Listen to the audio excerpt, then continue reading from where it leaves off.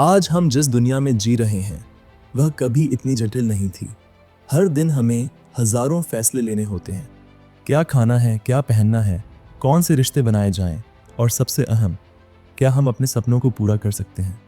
यही वह बिंदु है जहां डैनियल कानीमैन की किताब थिंकिंग फास्ट एंड स्लो हमारे सामने आती है।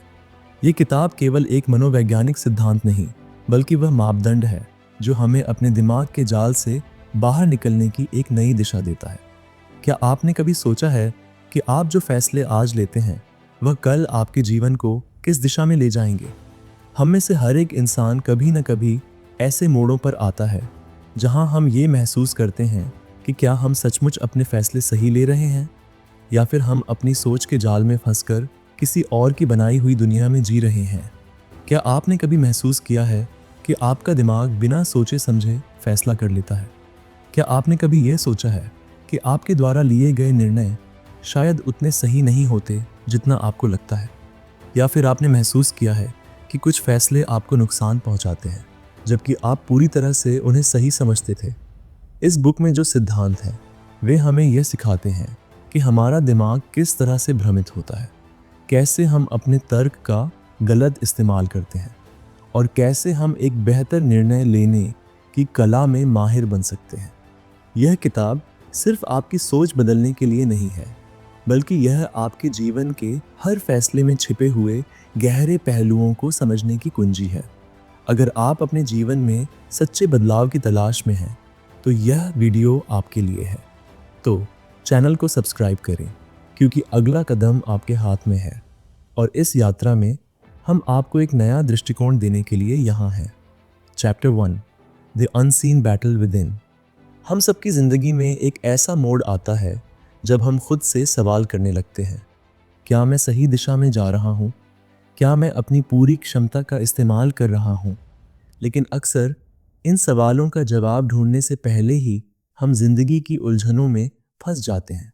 हमें लगता है कि बाहर की दुनिया ही हमारी असली चुनौती है, लेकिन हकीकत में हमारी सबसे बड़ी लड़ाई हमारे भीतर चलती रहती है। यह लड़ाई उन डर, शंकाओं और आदतों से होती है जो हमें आगे बढ़ने से रोकती हैं। हर इंसान के अंदर एक छिपी हुई ताकत होती है जो उसे उसकी मंजिल तक पहुंचा सकती है, लेकिन यह ताकत तभी बाहर आती है जब हम खुद को समझते हैं, अपनी कमजोरियों को पहचानते हैं और अपनी सोच को नए तरीके से ढालते हैं। खुद को बदलने की यह प्रक्रिया आसान नहीं होती, क्योंकि इसका मतलब होता है अपने पुराने विचारों और आदतों से अलग होना। कभी कभी हम अपने डर को ही अपनी असली पहचान बना लेते हैं। हमें लगता है कि अगर हमने कुछ नया करने की कोशिश की और असफल हो गए तो लोग हमें जज करेंगे। लेकिन सच यह है कि असफलता ही हमें सिखाती है कि हम कहाँ गलत थे और कैसे बेहतर बन सकते हैं। याद रखें, आपका सबसे बड़ा दुश्मन आपकी खुद की सोच हो सकती है, लेकिन अगर आप अपने अंदर की आवाज़ को पहचानना शुरू कर दें तो यही आपकी सबसे बड़ी ताकत भी बन सकती है। Chapter 2, transforming pain into power. जिंदगी में दर्द और तकलीफें आना तय है, कोई भी इंसान इससे बच नहीं सकता। लेकिन फ़र्क इस बात से पड़ता है कि आप इस दर्द को कैसे लेते हैं। क्या आप इसे अपनी कमज़ोरी बना लेते हैं या इसे अपनी ताकत में बदलते हैं? जब भी हम किसी मुश्किल दौर से गुजरते हैं, हमें लगता है कि हमारी ज़िंदगी रुक गई है, लेकिन यह सच नहीं है। हर चुनौती, हर दर्द, हर कठिनाई हमें एक नया सबक देती है। यह हम पर निर्भर करता है कि हम इसे किस तरह से देखते हैं। कुछ लोग इसे अपने ऊपर हावी होने देते हैं, जबकि कुछ इसे अपनी प्रेरणा बना लेते हैं। आपके जीवन में जो भी मुश्किलें आई हैं, वे आपको रोकने के लिए नहीं, बल्कि आपको मजबूत बनाने के लिए आई हैं। जब आप अपने दर्द को समझना शुरू करेंगे, तो आप देखेंगे कि इसमें छुपी हुई सीख आपको एक नया इंसान बना सकती है। हर मुश्किल आपको मौका देती है खुद को फिर से खोजने का, खुद को और बेहतर बनाने का। अगर आप किसी पुराने दर्द से गुजर रहे हैं, तो उसे अपने ऊपर हावी मत होने दें, उसे अपनी ताकत बना ले। आप जिस भी संघर्ष से गुजरे हैं, वह आपको कमज़ोर नहीं बल्कि और ज़्यादा मजबूत बनाने के लिए था। इसलिए खुद को कमज़ोर मत समझिए, बल्कि अपने अंदर छिपी हुई ताकत को पहचानिए। Chapter 3, overcoming the fear of change. परिवर्तन से डरना एक आम बात है। जब भी जिंदगी हमें कुछ नया अपनाने के लिए कहती है तो हम डर जाते हैं। हमें लगता है कि अगर हमने अपनी जानी पहचानी दुनिया से बाहर कदम रखा तो कहीं हम असफल ना हो जाए। लेकिन सच यह है कि बदलाव के बिना कोई भी इंसान अपनी असली क्षमता तक नहीं पहुंच सकता। बदलाव का डर हमें पीछे खींचता है। यह हमें हमारे पुराने आरामदायक जोन में बनाए रखता है, जहां सब कुछ जाना पहचाना होता है। लेकिन अगर हम अपनी पूरी क्षमता को अनलॉक करना चाहते हैं तो हमें इस डर से बाहर आना होगा। सोचिए, अगर कोई पर्वतारोही यह सोचकर पहाड़ पर चढ़ना ही छोड़ दे कि रास्ता मुश्किल होगा, तो क्या वह कभी अपनी मंजिल तक पहुंच पाएगा? नहीं, उसे हर मुश्किल का सामना करना ही पड़ेगा, तभी वह शिखर तक पहुंच सकता है। वैसे ही आपकी जिंदगी भी एक सफर है, जहां बदलाव ही आपको आपकी मंजिल तक ले जाएगा। अगर आप किसी भी बदलाव से डरते हैं तो एक कदम पीछे हटकर सोचिए, क्या यह बदलाव आपको आगे बढ़ा सकता है? क्या यह आपको बेहतर बना सकता है? अगर हाँ, तो उस डर को हावी मत होने दें। उसे एक नई शुरुआत के तौर पर अपनाइए। याद रखें, जिंदगी में वही लोग सफल होते हैं जो अपने डर का सामना करते हैं और बदलाव को गले लगाते हैं। अगर आप अपने सपनों को हकीकत में बदलना चाहते हैं तो अपने डर को छोड़िए और आगे बढ़िए। Chapter 4, the lazy controller. हम सभी के अंदर एक ऐसा हिस्सा होता है जो हमेशा आराम करना चाहता है। कभी कभी जब हम किसी मुश्किल काम को करने से पहले सोचते हैं कि इससे हमें कितनी मेहनत करनी पड़ेगी, तो हम अक्सर उसे टाल देते हैं। यह वही समय होता है जब हमारा लेजी कंट्रोलर सक्रिय होता है। डैनियल कानेमन ने इस बारे में बात की है कि कैसे हमारा दिमाग हमेशा कम मेहनत करना चाहता है और अधिक आराम पसंद करता है। जब भी हमें कोई मुश्किल काम करना होता है तो हमारा दिमाग उसकी तुलना करता है कि वह काम कितना मुश्किल होगा। अगर काम बहुत मुश्किल लगता है तो हमारा दिमाग इसे करने से बचने की कोशिश करता है। यही वजह है कि हम कुछ सरल कामों को बहुत जल्दी कर लेते हैं, जबकि बड़ी और महत्वपूर्ण चीज़ें हमेशा टलती रहती हैं। कभी सोचा है कि जब हम किसी चीज़ को पूरी तरह से करने का मन बनाते हैं तो अगले पल दिमाग में ख्याल आता है कि कल कर लेंगे और बस वह काम टल जाता है। यह लेजी कंट्रोलर हमारे दिमाग की एक स्वाभाविक प्रक्रिया है जो हमें कठिन और मेहनत वाले कामों से दूर रखता है। लेकिन अगर हम इसे समझें और खुद को प्रोत्साहित करें तो हम इन मुश्किल कामों को आसान बना सकते हैं। जब हम किसी काम को आगे बढ़ाने के लिए बहाने बनाते हैं तो असल में हम अपनी आत्मनियंत्रण क्षमता को चुनौती दे रहे होते हैं। kahneman कहते हैं कि हमारे दिमाग का यह लेजी कंट्रोलर समय समय पर हमें फैसलों में सही दिशा में नहीं चलने देता। यही वजह है कि हम छोटे और आसान फैसले जल्दी कर लेते हैं, लेकिन जैसे ही कोई बड़ा फैसला आता है हमारा दिमाग उसे टालने के लिए नए तरीके खोजता है। यह हमें सोचने पर मजबूर करता है कि क्या हम अपने लक्ष्य को हासिल करने के लिए पूरी तरह से तैयार हैं या सिर्फ अपने आराम से भाग रहे हैं। इसलिए अगर हम अपनी जिंदगी में अच्छे निर्णय लेना चाहते हैं और सफल होना चाहते हैं तो हमें इस लेजी कंट्रोलर को पहचानने की ज़रूरत है। जब हम अपने दिमाग को आराम देने की बजाय कठिन कामों की ओर बढ़ते हैं तो हम अपने अंदर की ताकत और सच्चे आत्मनियंत्रण को जगाते हैं। Chapter 5, cognitive ease. आपने कभी सोचा है कि जब कोई चीज़ हमें समझ में आ जाती है या हमें कोई जानकारी बहुत आसानी से याद आ जाती है तो हम उसे ज़्यादा सही क्यों मानने लगते हैं? यही होता है कॉग्निटिव ईज। डैनियल kahneman के अनुसार जब हमें कोई चीज़ समझने में आसानी होती है तो हम उसे सच मानने के लिए तैयार हो जाते हैं। अगर कोई किताब या लेख पढ़ते वक्त सब कुछ हमें आसानी से समझ में आ जाए तो हमें लगता है कि वह लेखक बहुत सही बात कह रहा है। ठीक वैसे ही जैसे अगर कोई नया विचार हमारे दिमाग में बहुत आसानी से बैठ जाए तो हम उसे सच मानने लगते हैं। ये केवल हमारे दिमाग की एक स्वाभाविक प्रक्रिया है जिसे कानेमन कॉग्निटिव ईज कहते हैं। जब हम किसी चीज को आसानी से समझते हैं या किसी विचार को बहुत सरल तरीके से सोचते हैं तो हमें लगता है कि यह सही होना चाहिए। इसका असर हमारे फैसलों पर भी पड़ता है। जब हम किसी चीज को आसानी से समझते हैं तो हम उसे बिना ज्यादा सोचे स्वीकार कर लेते हैं। जैसे अगर किसी दोस्त ने हमें कुछ बताया और वह बात हमें सहज और आसान लग रही हो तो हम उसे तुरंत मान लेते हैं बिना यह सोचे कि क्या वह सही है या नहीं। मगर कभी सोचा है, यही कॉग्निटिव ईज हमारे गलत निर्णयों का कारण भी बन सकता है। अगर किसी बात को समझना बहुत आसान हो तो हमारा दिमाग उसे ज्यादा जांचने की कोशिश नहीं करता। यही वजह है कि कई बार हम ऐसे विचारों को सच मान लेते हैं जो वास्तव में गलत हो सकते हैं। इसी तरह अगर हमें किसी चीज की जानकारी आसानी से मिलती है तो हम समझने में नाकाम रहते हैं कि वह जानकारी अधूरी या गलत हो सकती है। इसी कारण हमें यह समझने की जरूरत है कि सिर्फ क्योंकि कोई विचार हमें सहजता से मिल रहा है इसका मतलब यह नहीं कि वह सही है। हमारी सोच और फैसलों को सुधारने के लिए हमें कभी-कभी अपने दिमाग को चुनौती देनी चाहिए और सोच समझकर निर्णय लेना चाहिए। कॉग्निटिव ईज का ध्यान रखते हुए हम अपने फैसलों को बेहतर बना सकते हैं और उन विचारों को सच समझने से पहले गहराई से जान सकते हैं। Chapter 6 norms, surprises and causes.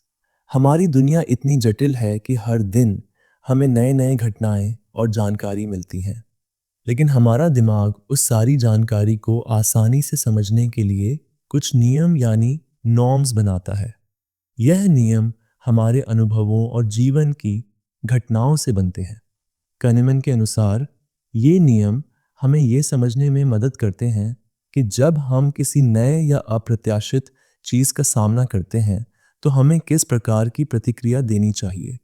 जब हम किसी नई घटना से रूबरू होते हैं तो हमारा दिमाग यह देखता है कि क्या वह घटना सामान्य है या असामान्य। अगर वह घटना हमें सामान्य लगती है तो हम उसे बहुत गंभीरता से नहीं लेते, लेकिन जब वह घटना हमें चौंकाने वाली या अप्रत्याशित लगती है तो हम तुरंत उस पर प्रतिक्रिया करते हैं। यही वह समय होता है जब हम अपनी सोच और प्रतिक्रिया में नॉर्म्स को लागू करते हैं। सभी फैसले इस पर आधारित होते हैं कि हम किसी घटना को कैसे समझते हैं। अगर हमें लगता है कि कोई घटना सामान्य है तो हम उसे उतना ध्यान नहीं देते, लेकिन जैसे ही कुछ असामान्य घटित होता है हमारा दिमाग उसे समझने के लिए त्वरित प्रतिक्रियाएं करता है। यह सामान्य है क्योंकि हमारा दिमाग हमेशा बदलावों को महसूस करता है और उस पर प्रतिक्रिया करता है। जब हम किसी घटना को समझते हैं और उसके पीछे के कारणों को ढूंढते हैं तो हम उसे अपनी सोच के दायरे में फिट करने की कोशिश करते हैं। अगर कोई चीज हमें अजीब लगती है तो हम उसके पीछे का कारण जल्दी ढूंढने की कोशिश करते हैं। यही वह तरीका है जिससे हम चीजों को समझने की कोशिश करते हैं और उनके कारणों का अनुमान लगाते हैं। लेकिन कभी-कभी जब हम अपनी सोच में बहुत अधिक उलझ जाते हैं और किसी चीज का कारण ढूंढने की कोशिश करते हैं तो हम गलत निष्कर्ष पर पहुंच सकते हैं। यह बहुत सामान्य है और हमें इसे पहचानने की जरूरत है। हमें समझना चाहिए कि हर घटना का कोई कारण होता है, लेकिन कभी-कभी हमारा दिमाग उस कारण को गलत तरीके से जोड़ देता है। Chapter 7 the anchoring effect. क्या आपने कभी देखा है कि जब हमें किसी चीज की कीमत के बारे में जानकारी मिलती है तो हमारी सोच उसी के आसपास घूमने लगती है, भले ही वह जानकारी सही हो या गलत। यह वही समय होता है जब हमारा दिमाग एंकरिंग इफेक्ट को अपनाता है। डैनियल kahneman ने इस बारे में बताया है कि कैसे हमारी सोच का आधार यानी जिस चीज से हम शुरुआत करते हैं वह हमारे फैसलों को प्रभावित करता है। मान लीजिए आप शॉपिंग करने गए हैं और एक कपड़े का सेट देखकर उसके ऊपर लिखा होता है कि इसका मूल मूल्य 5,000 रुपये था, लेकिन आज आपको यह 2,000 रुपये में मिल रहा है। अब ये जो 5,000 रुपये का एंकर है वह आपके दिमाग में बैठ जाता है और आप ये सोचने लगते हैं कि यह बहुत अच्छा डील है, भले ही इस कपड़े का असली मूल्य 2,000 रुपये ही हो। इस एंकर ने आपको एक गलत निर्णय लेने की स्थिति में डाल दिया। यह एक बहुत ही सामान्य सी बात है जो हम सभी के साथ होती है। अगर हम किसी चीज की तुलना किसी बड़ी या महंगी चीज से करते हैं तो हमें वह वस्तु सस्ती या उचित लगने लगती है, भले ही उसकी असली कीमत कम या ज्यादा हो। इसी तरह से हमारी पूरी सोच इस एंकर के इर्द गिर्द घूमती है, जो हमें सही और गलत के बीच फर्क समझने में उलझा देता है। कानीमैन कहते हैं कि एंकरिंग इफेक्ट हमारे फैसलों को बहुत प्रभावित करता है, खासकर जब हम खरीदारी करते हैं या जीवन के महत्वपूर्ण फैसलों पर विचार करते हैं। यही कारण है कि कभी-कभी हमें अपनी सोच को खोजना चाहिए और ये समझने की कोशिश करनी चाहिए कि हम क्यों किसी चीज को सही मान रहे हैं। अगर हम खुद को इस एंकर से बाहर निकाल पाते हैं तो हम अधिक समझदारी से निर्णय ले सकते हैं। Chapter 8, the hello effect. कभी आपने किसी व्यक्ति को पहली बार देखा और सोचा कि वह बहुत अच्छा इंसान है, बस क्योंकि उनका चेहरा प्यारा था या वह अच्छे कपड़े पहने हुए थे? ऐसा अक्सर होता है कि हम किसी के बारे में केवल एक पहलू देखकर पूरे व्यक्तित्व को जान लेते हैं। डैनियल कानीमैन इसे हेलो इफेक्ट कहते हैं। वह इंसान अच्छा है क्योंकि वह स्मार्ट दिखता है, या वह अच्छा लीडर है क्योंकि उसने एक बार अच्छा भाषण दिया। यह वही है जो हम अक्सर महसूस करते हैं। हमारा दिमाग किसी एक सकारात्मक गुण को देखकर बाकी सभी गुणों को भी सकारात्मक मान लेता है। यही हेलो इफेक्ट है जो हमारे निर्णयों को प्रभावित करता है। मुझे याद है जब एक बार मेरे दोस्त ने एक नया मोबाइल फ़ोन खरीदा था और मुझे बस उसका डिज़ाइन देखकर यह लगा कि यह फ़ोन बहुत अच्छा होगा। लेकिन जब मैंने फ़ोन के फीचर्स और यूज़र रिव्यू देखे तो पता चला कि फ़ोन उतना अच्छा नहीं था जितना मैंने सोचा था। इसका कारण था वह हेलो इफेक्ट जो मेरे दिमाग पर हावी हो गया था। हम किसी एक अच्छे गुण को देखकर पूरी चीज़ का आकलन करने लगते हैं। कानीमैन कहते हैं कि यह हेलो इफेक्ट न केवल हमारे व्यक्तिगत जीवन में होता है, बल्कि यह हमारे कामकाजी जीवन में भी दिखता है। अगर किसी व्यक्ति को एक अच्छे काम के लिए सराहा जाता है तो हम उसके बाकी कार्यों को भी अच्छा मानने लगते हैं, भले ही उनका प्रदर्शन उतना अच्छा न हो। हमें यह समझने की ज़रूरत है कि हमें किसी भी व्यक्ति या वस्तु का आकलन पूरी तरह से करना चाहिए, न कि केवल एक पहलू से। यह हमें हेलो इफेक्ट से बचने में मदद करता है और हमारे फैसले ज़्यादा सटीक और समझदारी से होते हैं। Chapter 9, substitution of questions. क्या आपने कभी सोचा है कि जब हम किसी मुश्किल सवाल का सामना करते हैं तो हमारा दिमाग उसे आसान सवाल में बदल देता है? यह वही प्रक्रिया होती है जिसे कानीमैन ने सब्स्टिट्यूशन ऑफ क्वेश्चंस कहा है। जब हमारे सामने कोई जटिल समस्या आती है तो हमारा दिमाग उसे एक सरल सवाल में बदलकर हल ढूंढने की कोशिश करता है। मान लीजिए आपको यह सवाल पूछा गया है, आपकी ज़िंदगी में सबसे महत्वपूर्ण चीज़ क्या है? अब यह सवाल बहुत गहरा और मुश्किल है, तो हम उसे अपने दिमाग में एक आसान सवाल में बदल सकते हैं, जैसे मुझे आज क्या करना चाहिए। इस तरह से हम अपनी जटिल समस्याओं को छोटे छोटे सवालों में तोड़कर जवाब ढूंढने की कोशिश करते हैं। कभी कभी हमें लगता है कि हम किसी सवाल का सही जवाब ढूंढ रहे हैं, लेकिन हम केवल उसे सरल बना रहे होते हैं। इसका मतलब यह नहीं कि हम सही जवाब पर पहुंच रहे हैं, बल्कि हम अपने दिमाग को उस समस्या से भागने के लिए एक आसान रास्ता दे रहे होते हैं। सब्स्टिट्यूशन ऑफ क्वेश्चंस का असर तब होता है जब हम जटिल फैसले लेते हैं या मुश्किल समस्याओं को हल करने की कोशिश करते हैं। हम वास्तविक समस्या को छोड़कर एक सरल और आसान सवाल पर ध्यान केंद्रित कर लेते हैं। यह हमारे फैसलों को गलत दिशा में भी ले जा सकता है। इसलिए हमें यह समझने की ज़रूरत है कि हम किसी भी समस्या को आसान बनाने से पहले उसके असल मुद्दे को पहचानें।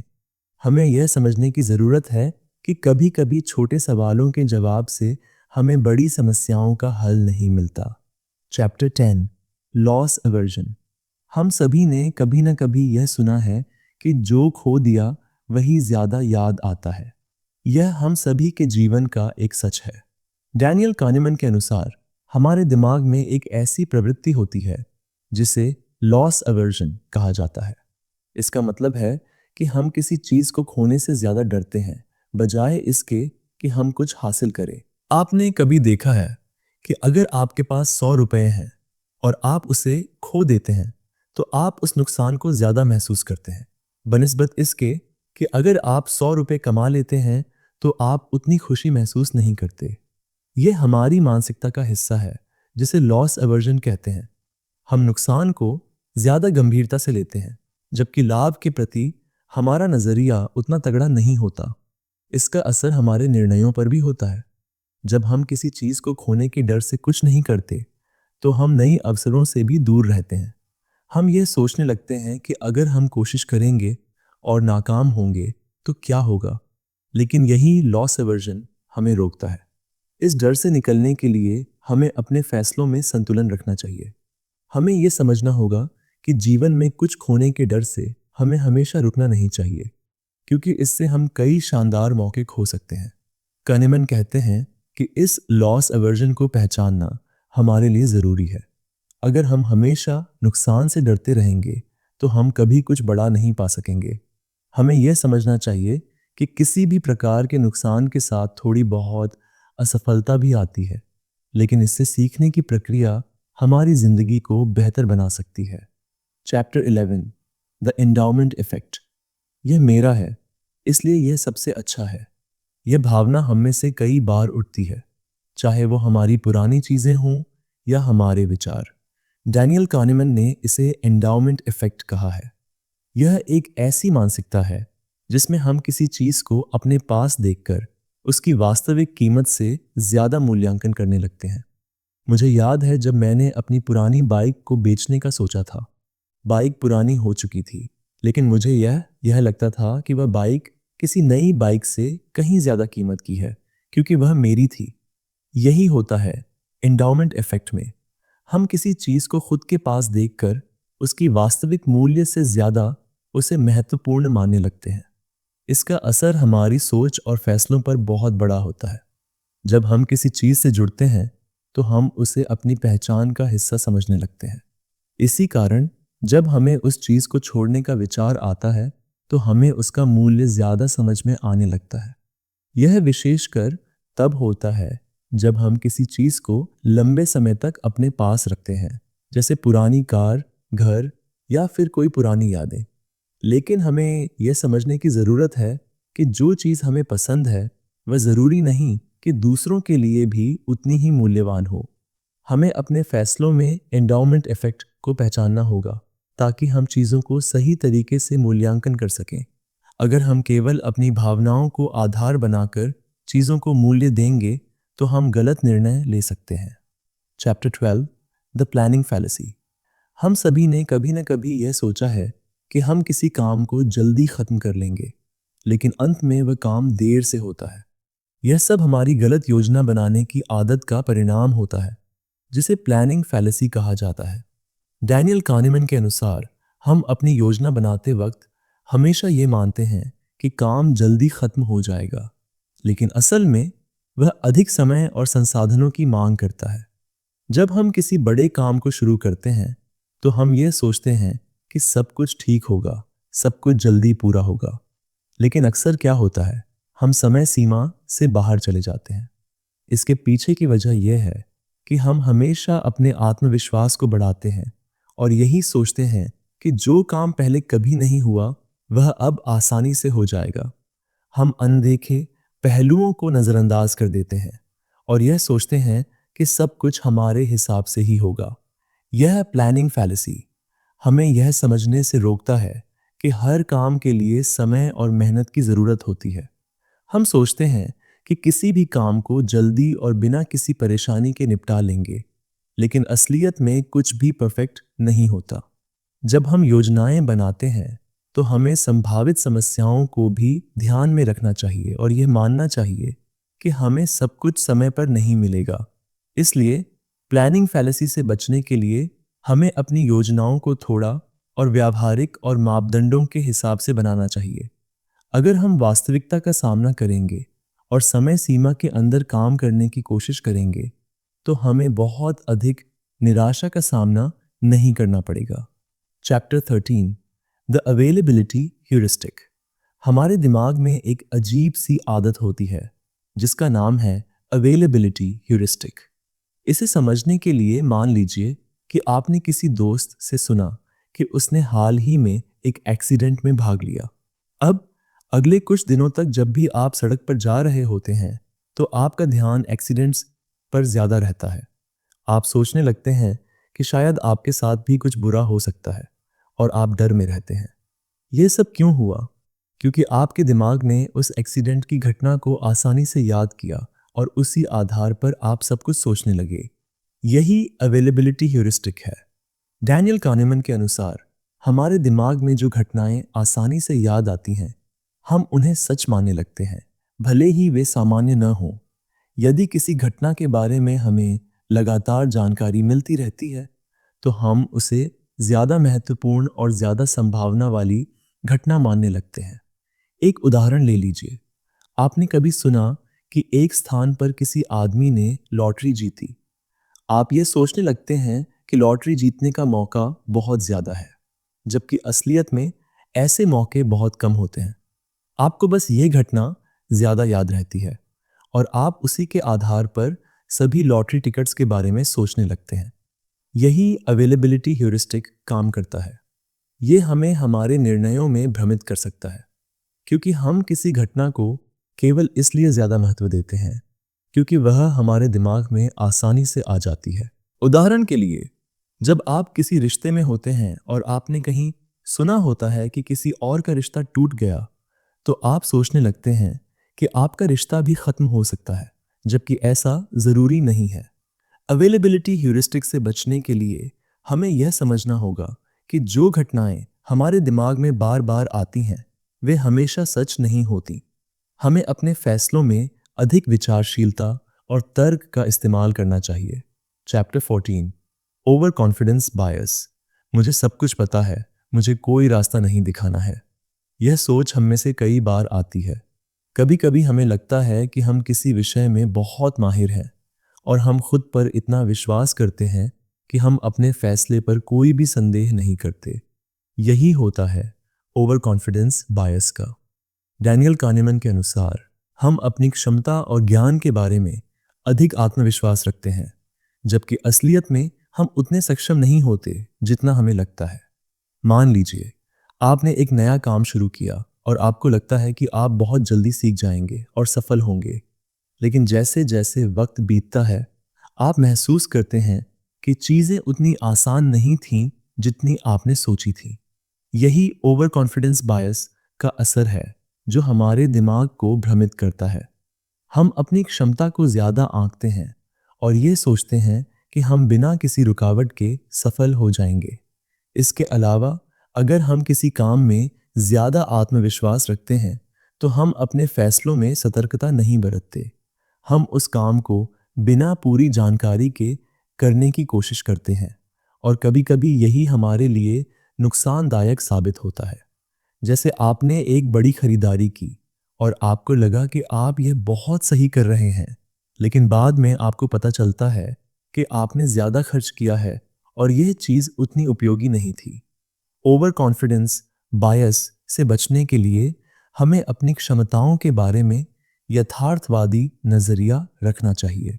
हमें यह समझना चाहिए कि किसी भी काम में सफल होने के लिए हमें मेहनत और समय की जरूरत होती है और सिर्फ आत्मविश्वास से हम किसी भी समस्या का समाधान नहीं कर सकते। Chapter 15, prospect theory. आप कभी किसी खतरनाक खेल या रोमांचक अनुभव का हिस्सा रहे हैं, जैसे कोई साहसिक खेल या फिर कोई बड़ा जोखिम उठाने का मौका मिला हो।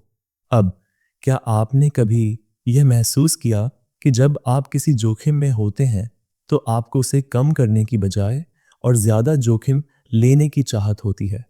यह प्रॉस्पेक्ट थ्योरी का हिस्सा है। डैनियल kahneman और एमस ट्वेर्स्की ने इस सिद्धांत को प्रस्तुत किया कि इंसान जोखिम का आकलन करते समय अपनी भावनाओं से प्रभावित होते हैं। हम हमेशा यह सोचते हैं कि किसी संभावित नुकसान से बचने के लिए हमें और ज्यादा जोखिम उठाना चाहिए। जब हम किसी संभावित लाभ की तरफ बढ़ते हैं तो हमें वह फायदेमंद लगता है, लेकिन जैसे ही नुकसान का खतरा सामने आता है हम उस स्थिति से बचने के लिए और अधिक जोखिम उठाते हैं। इसके उदाहरण के तौर पर मान लीजिए आपने 500 रुपए की जोड़ी खरीदी और आप जानते हैं कि वह थोड़े समय में 50 रुपए घट सकती है। लेकिन क्या आप जानते हैं कि अगर उस जोड़ी की कीमत 500 रुपए बढ़ जाए तो हम उतना खुशी नहीं महसूस करते। यह इसलिए होता है क्योंकि हमें नुकसान से ज्यादा डर लगता है, जबकि लाभ को उतनी अहमियत नहीं देते। प्रोस्पेक्ट थ्योरी हमें यह समझने में मदद करती है कि हम अपने फैसलों में ज्यादा भावनाओं का इस्तेमाल करते हैं। हम सोचते हैं कि अगर हम थोड़ा और जोखिम उठाएंगे तो हमें ज्यादा फायदा होगा, जबकि असल में यह नुकसान का कारण बन सकता है। यही कारण है कि हमें कभी-कभी ठंडे दिमाग से फैसला लेने की जरूरत होती है और इस सिद्धांत को समझते हुए हमें अपने फैसले करने चाहिए। कंक्लूजन, आपने अब तक जो कुछ सीखा वह सिर्फ विचारों का नहीं बल्कि असल जिंदगी के फैसलों का भी अहम हिस्सा है। हम सब कभी न कभी किसी न किसी रूप में इन सिद्धांतों से प्रभावित हुए हैं, चाहे वह हमारे फैसले हों, हमारी सोच हो या फिर हमारे रिश्ते। डैनियल kahneman की इन खोजों ने हमें यह सिखाया कि हम कैसे अपनी सोच की गलतियों को पहचान सकते हैं और बेहतर निर्णय ले सकते हैं। यह पुस्तक सिर्फ एक अध्ययन नहीं बल्कि हमारे रोजमर्रा के जीवन में सुधार करने का एक रास्ता है। जब आप खुद को इन सिद्धांतों से अवगत करेंगे और इनका सही तरीके से उपयोग करेंगे तो आप न केवल अपने निर्णयों को बेहतर बना पाएंगे बल्कि अपनी मानसिकता और दृष्टिकोण में भी एक सकारात्मक बदलाव देखेंगे। अगर आपने इस वीडियो में कुछ भी नया सीखा है तो इसे अपने दोस्तों के साथ शेयर करें ताकि वे भी अपनी सोच और फैसलों को सुधार सकें। साथ ही और अधिक ऐसे विचारशील और प्रेरणादायक वीडियो के लिए चैनल को सब्सक्राइब करना न भूलें। हमें बताएं कि कौन सा सिद्धांत आपको सबसे ज़्यादा दिलचस्प लगा और क्या आप इस पर और गहराई से जानना चाहेंगे। अगर आपको यह वीडियो पसंद आया हो तो लाइक और सब्सक्राइब करना न भूलें। इस विषय पर आपके विचार हमारे लिए महत्वपूर्ण हैं। नीचे कमेंट में लिखें कि कौन सा सिद्धांत आपको सबसे ज़्यादा प्रभावशाली लगा और आपने इससे क्या सीखा। अगली बार हम कुछ और गहरी बातें शेयर करेंगे जो आपके जीवन को और भी बेहतर बना सकती हैं। जुड़े रहिए, हम जल्द ही मिलते हैं।